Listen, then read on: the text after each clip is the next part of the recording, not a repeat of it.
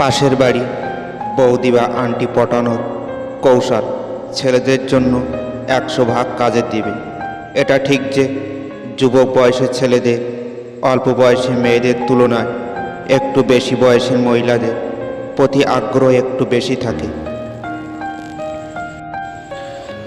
আমি নিজেও পছন্দ করি এই বয়সের মহিলাদের, কারণ একটাই, তাদের তখন দেহে পরিপূর্ণ থাকে।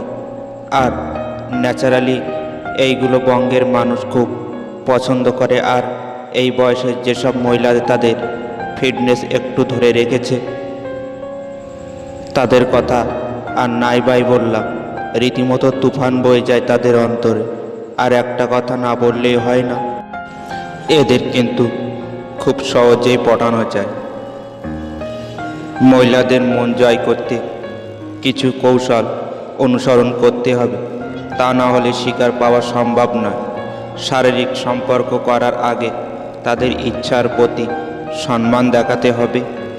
একবার তাদের মন জয় করতে পারলে তারা আপনাকে অনুসরণ করবে এবং আপনার প্রতি অনুগত অপরিসীম হবে। তাদের চিন্তার জগতে স্থান করে নিলে তারা স্বাভাবিকভাবে আপনার প্রতি আকৃষ্ট হবে। কৌশলসমূহ। নাম্বার 1, মহিলার মানসিক ও শারীরিক অবস্থা সম্পর্কে ধারণা রাখুন। মহিলার মানসিক ও শারীরিক অবস্থা সম্পর্কে ভালোভাবে জানুন। কখনো খুব চালাক বা বোকা সাজার দরকার নেই, বরং স্বাভাবিক থাকবেন এবং তার সাথে অনেক সময় কাটাবেন। তার কথাগুলো মনোযোগ দিয়ে শুনবেন এবং তার সাথে এমন ভাব করবেন যেন তার প্রতি কথা আপনার কাছে গুরুত্বপূর্ণ। নাম্বার 2, বিশ্বাস অর্জন করুন। মহিলার বিশ্বাস অর্জন করার জন্য তাকে টেক করার কৌশল অবলম্বন করুন। আস্তে আস্তে তার মনে শক্ত অবস্থান তৈরি করতে হবে, যাতে সে আপনাকে বিশ্বাস করতে পারে। তাকে নিয়ে কোথাও ঘুরতে যাবেন এবং তার মন খারাপের সময় পাশে থাকবেন। নাম্বার 3, ব্যক্তিগত বিষয়। তার স্বামীর কথা তুলবেন এবং তার পূর্বের সম্পর্কের কথা জানতে চাইবেন। তার সাথে ফিজিক্যাল রিলেশন হয়েছে কিনা এইসব প্রশ্ন করে তাকে খুশি করবেন। তার রুমে গিয়ে দরজা বন্ধ করে কথা বলবেন এবং তাকে নিয়ে কোথাও ঘুরতে যাবেন। নাম্বার 4, সম্পর্কের গভীরতা।